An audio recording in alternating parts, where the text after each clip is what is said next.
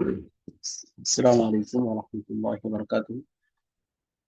जी, बिस्मिल्लाहिर्रहमानिर्रहीम।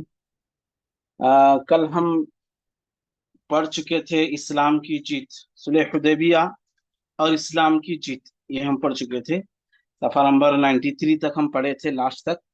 सुलह हुदैबिया और इस्लाम की जीत, देखो ये उन्वान से ही हमें समझना चाहिए। सुलह हुदैबिया जो है वो इस्लाम की जीत है, यानी है कि इस्लाम की जीत का आगाज हो गया, सबसे बड़ी जीत हो गई इस्लाम की। अब कल हम सुने हैं, पढ़े हैं, सुलह हुदैबिया के मौके पर क्या क्या हुआ वो हमें मालूम है। कि सुलह हुदैबिया में ये हुआ कि कुफार मक्का, यानी अल्लाह के नबी सल्लल्लाहु अलैहि वसल्लम सिर्फ उम्रा करने के इरादे से मदीना मक्का जा रहे थे, मदीना से मक्का, सहाबा रजी अल्लाह अन्हुम के साथ। लेकिन जो कुफार मक्का थे, जो दुश्मनान इस्लाम थे, वो ये चाहते थे कि अल्लाह के नबी सल्लल्लाहु अलैहि वसल्लम यहाँ नहीं आएंगे और हम अल्लाह के नबी सल्लल्लाहु अलैहि वसल्लम को उम्रा करने नहीं देंगे। तो अल्लाह के नबी सल्लल्लाहु अलैहि वसल्लम सिर्फ उम्रा करने जा रहे हैं और वो उम्रा करने नहीं दे रहे हैं, मदीने में, मक्के में दाखिल होने नहीं दे रहे हैं।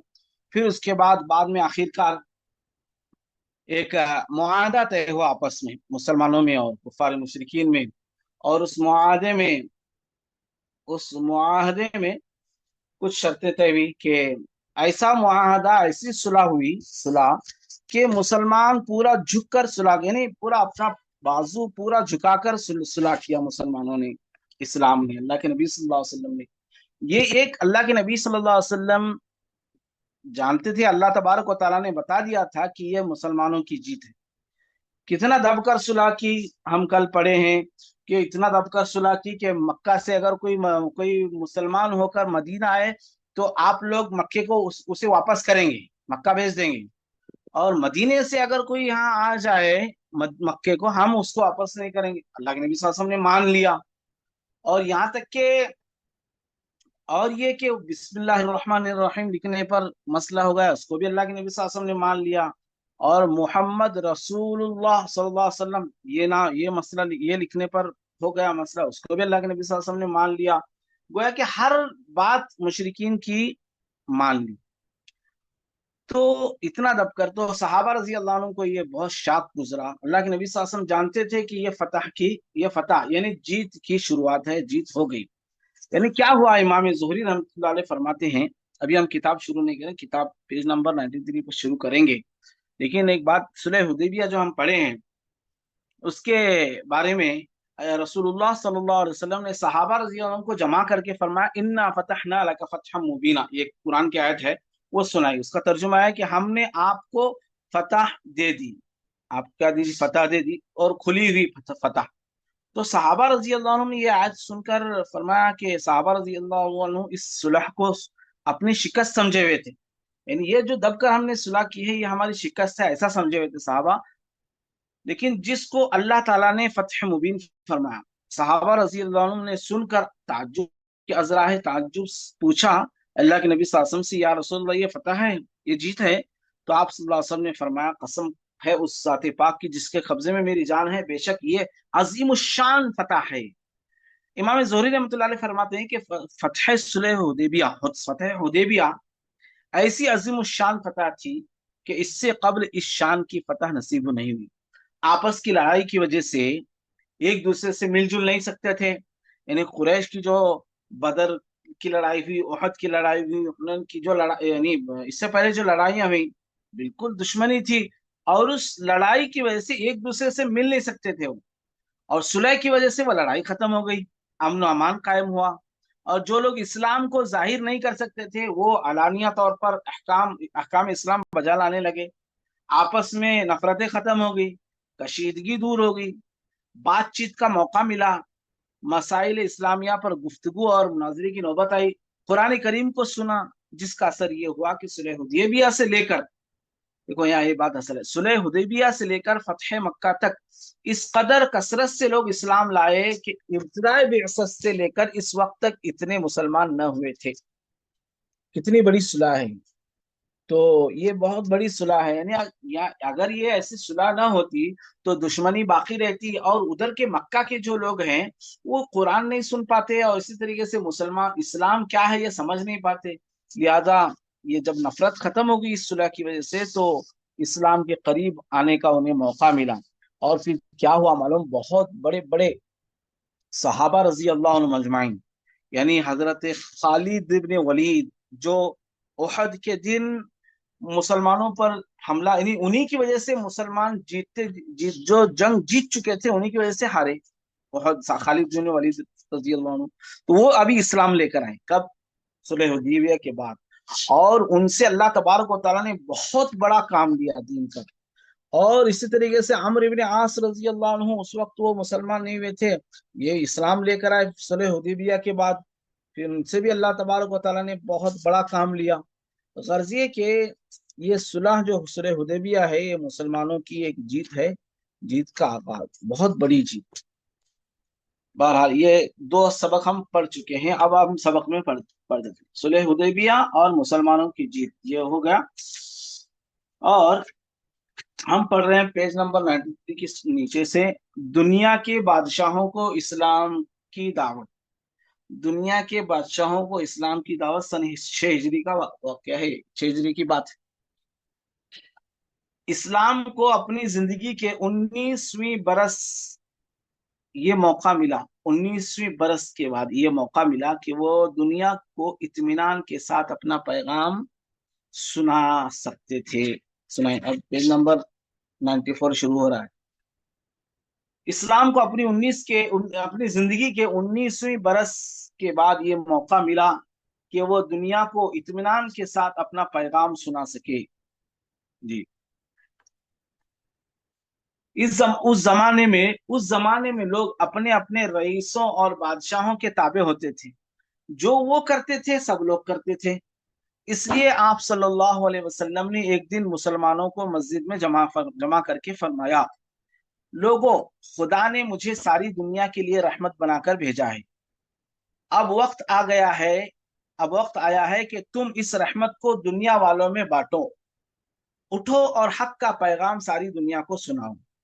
इसके बाद आप सल्लल्लाहु अलैहि वसल्लम ने अपने साथियों में से चंद होशियार मुसलमानों को चुना और उनको इस्लाम की दावत के खत देकर आसपास के रईसों और बादशाहों के पास भेजा। अरब के रईसों को छोड़कर अरब से मिली हुई बादशाहतें ये थीं, हबशा, ईरान, रूम और मिस्र। हबशा के बादशाह ने इस्लाम कबूल कर लिया, जैसा इससे पहले हम वाकया सुने हैं। ईरान के शहंशाह ने ईरान के शहंशाह ने इस खत को गुस्से से टुकड़े टुकड़े कर दिया।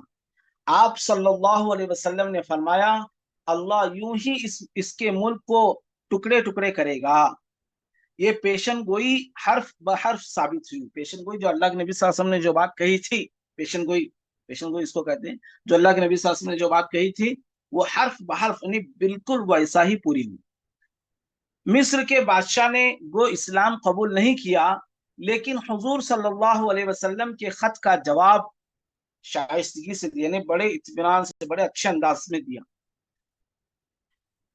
मिस्र का बादशाह, रूम का बादशाह, रूम के बादशाह को कैसर कहते हैं। रूम का कैसर उस वक्त सारी मशरिकी ईसाई दुनिया का बादशाह था।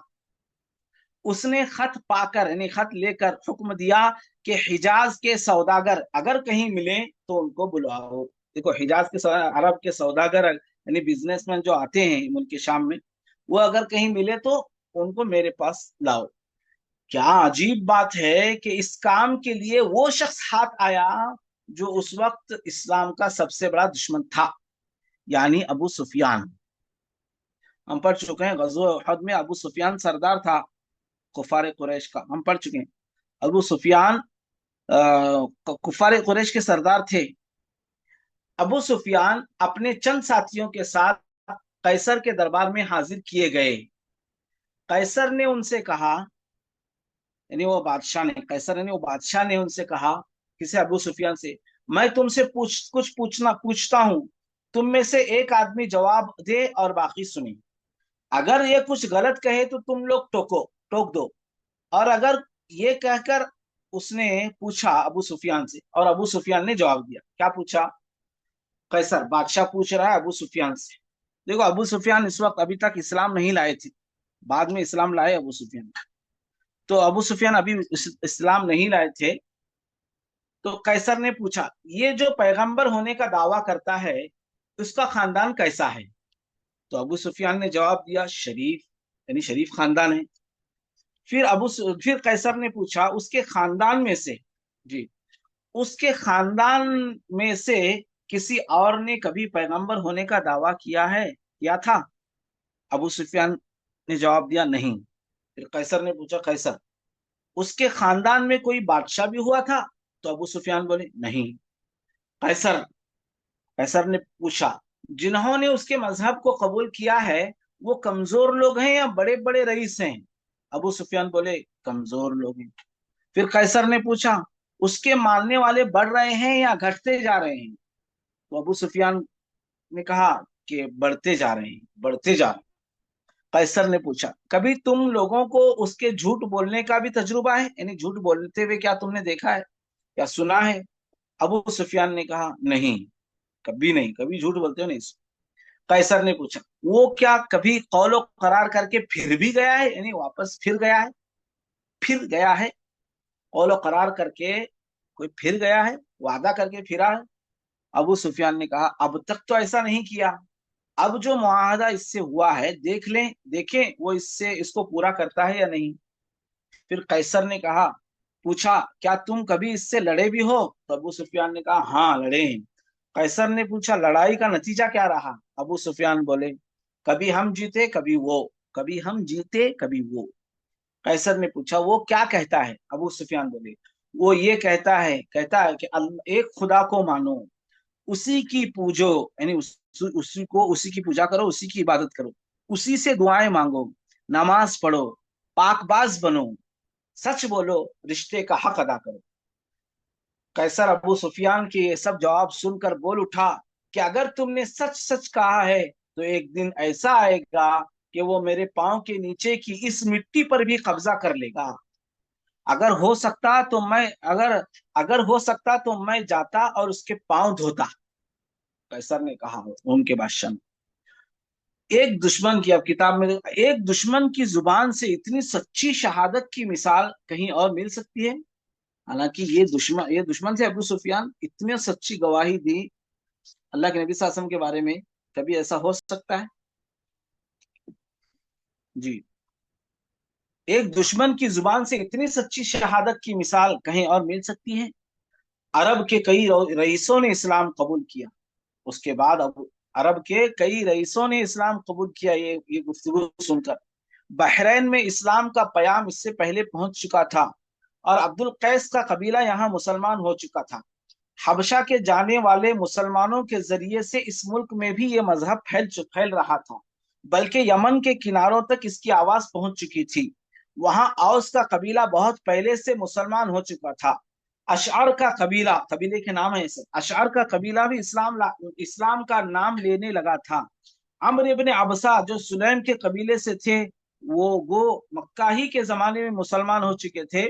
अब जाकर जब उनको लोगों की जुबानी मदीने में अहकाम की तरक्की मालूम हुई तो मदीना आकर अपने इस्लाम का ऐलान किया। इनके मुसलमान होने का बड़ा किस्सा बड़ा अजीब है, दिलचस्प है। ये इनका अमर इब्न अबसा का किस्सा जरा अजीब है, वो किस्सा भी हमारी किताब में है।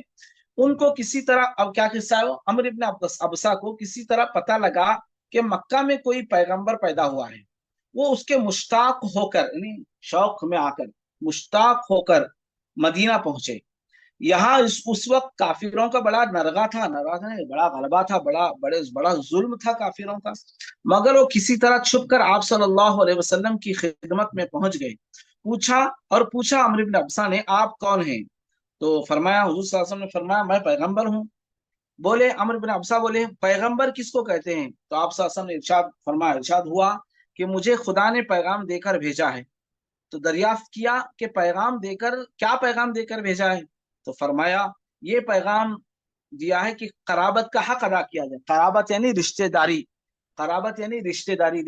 का हक अदा किया जाए, बुत तोड़े जाएं, खुदा को एक माना जाए, किसी को खुदा का शरीक न ठहराया जाए।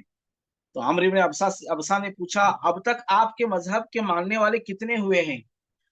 فرمایا آپ صلی اللہ علیہ وسلم نے فرمایا ایک آزاد یعنی ابو بکر رضی اللہ عنہ اور ایک غلام بلال رضی اللہ عنہ. عمرو بن ابسا نے کہا میں آپ کے مذہب میں آنا چاہتا ہوں. تو آپ صلی اللہ علیہ وسلم نے فرمایا ابھی تو ایسا نہیں ہو سکتا. تم دیکھتے ہو کہ لوگوں کا کیا کیا حال ہے. ابھی اپنے گھر واپس جاؤ. جب میری کامیابی کا حال سننا تو آنا. اس خدا کے بندے کو اب جب پیغمبر صلی اللہ علیہ وسلم کی کامیابی کا حال معلوم ہوا تو دوڑ کر آیا اور مسلمان ہوئے. غفار کا آدھا قبیلہ حضرت ابو ذر غفاری رضی اللہ عنہ کے کہنے سے پہلے ہی مسلمان ہو چکا تھا. ان کے کہنے سے پہلے ہی مسلمان ہو چکا تھا اور آدھا اس وقت مسلمان ہوا یعنی صلح حدیبیہ کے بعد. جب آپ صلی اللہ علیہ وسلم مدینہ آئے جوہینیہ کے قبیلے نے ایک ساتھ 1000 کی جمعیت سے اسلام قبول کیا. دیکھو اسلام میں کتنا آ رہے ہیں لوگ. اسی طرح اسلم مزینہ اور اشجع کے قبیلوں نے اس سچائی کی آواز کو سنا اور قبول کیا. اتنے لوگ اسلام میں آ رہے ہیں. حدیبیہ کی صلح اسلام کی فتح کا نقارہ تھا. نقارہ یعنی جو یہ نقارہ یعنی جو بجایا جاتا ہے, جو آواز کی جاتی ہے. حدیبیہ کی صلح اسلام کی فتح کا نقارہ تھا یعنی آواز تھی اسلام کی فتح, اعلان تھا. نقارہ یعنی اعلان تھا. غرض تو یہ تھی کہ لڑائی بھڑائی دور ہو, دشمنی اور عداوت کا جذبہ ٹھنڈا ہو. صلح کا مقصد کیا تھا؟ صلح حدیبیہ کا لڑائی بھڑائی دور ہو, دشمنی اور عداوت کا جذبہ ٹھنڈا ہو اور مخالفت کا رنگ پھیکا پڑے اور لوگوں کو اسلام کے روحانی انقلاب کے دیکھنے اور اسلام کی تعلیم سمجھنے کا موقع ملے. حدیبیہ کی صلح نے یہ موقع بہم پہنچایا, اچھی طرح پہنچایا. حدیبیہ کی صلح نے یہ موقع اچھی طرح پہنچایا. یعنی کہ پہلے جنگ دشمنی یہی ہوتی تھی, تو ادھر سے بھی دشمنی ادھر سے بھی دشمنی, تو وہ اسلام کو پہنچانے کا یا پھر جو لوگ دشمن ہیں دشمنوں کو اسلام سننے کا موقع ہی نہیں تھا. تو صلح حدیبیہ کے ذریعے وہ موقع ان کو اچھی طرح مل گیا. ان کی باتوں کو یعنی کافروں کو مسلمانوں سے ملنے جلنے, ان کی باتوں کو سننے اور ان پر غور کرنے کا موقع ملا. تو نتیجہ یہ ہوا کہ 2 برس کے اندر مسلمانوں کی تعداد دوگنی ہو گئی, چوگنی ہو گئی, 2 گنا زیادہ یعنی ایک دم زیادہ ہو گئے. خود مکے کے ہر گھر میں اسلام پہنچ چکا تھا. قریش کے 2 بڑے جرنیل یعنی بڑے خالد بن ولید اور عمرو بن العاص تھے. دیکھ چکے ہو یعنی ہم سے کتاب فرما رہے ہیں کہ مصنف آپ دیکھ چکے ہو, ہم سے آپ سے بول رہے ہیں پڑھنے والے اور سننے والے, آپ دیکھ چکے ہو کہ احد کی میدان میں صرف خالد کی جنگی مہارت نے مسلمانوں کی جیتی ہوئی لڑائی ہرا دی. حدیبیہ کی صلح ہو چکی تو وہ مکہ سے نکلے. کون؟ خالد بن ولید مکہ سے نکل کر مدینہ کو روانہ ہوئے. راستے میں عمرو بن عاص ملے تو انہوں نے پوچھا کدھر کا ارادہ ہے, قصد ہے؟ تو بولے مسلمان ہونے جا رہا ہوں. عمرو بن عاص نے کہا میرا بھی یہی ارادہ ہے. دونوں ایک ساتھ مدینہ پہنچے اور اسلام کا کلمہ پڑھ کر مسلمان ہو گئے. آگے چل کر ان میں ایک خالد ابن ولید رضی اللہ عنہ وہ ہوا جس نے شام کا ملک قیصر سے چھین لیا. یعنی اتنی اللہ نے ان کو اللہ تعالیٰ نے ان کے ذریعے اتنی فتح نصیب فرمائی. اور دوسرے عمرو بن العاص رضی اللہ عنہ نے مصر کی سلطنت رومیوں سے لے کر اسلام کے قدموں میں لا کر ڈالی. ایک روایت میں ہے کہ عمرو بن العاص رضی اللہ عنہ کے دل پر اسلام کا اثر یوں پڑا کہ جن دنوں اسلام کا قاصد اسلام کا پیغام لے کر حبشہ کے بادشاہ نجاشی کے دربار میں پہنچا تو عمرو بن العاص رضی اللہ عنہ وہیں تھے. جب ہم پہلی ہجرت ہم پڑھ چکے نا, وہ جو ابو جعفر نے جواب دیا تھا, نجاشی نے پوچھا تھا, جب اس سے پہلے ہم پڑھے تو اس وقت یہ وہاں تھے, تو اس کا اثر ان پر ہوا. آخر وہ اس اثر کو چھپا نہ سکے اور مکہ واپس آ کر مسلمان ہو گئے. قیصر کے دربار میں ابو سفیان نے اسلام کی صداقت کا جو منظر دیکھا وہ بھی بے اثر نہیں رہا. مگر پھر بھی ابھی وقت کا انتظار تھا. جی یہاں تک ہم بس کریں گے. اور یہودی کا آخری قلعہ، یہ انشاءاللہ ہم کل پڑھ لیں گے. یہودی کا آخری قلعہ، پیج نمبر 98 تک ہم پڑھ چکے ہیں. یہودی کا آخری قلعہ پیج نمبر 98 کل ہم پڑھیں گے انشاءاللہ. جزاکم اللہ خیر. سبحان اللہ وبحمدہ، سبحانک اللہم وبحمدک، نشہد ان لا الہ الا انت، نستغفرک ونتوب الیک.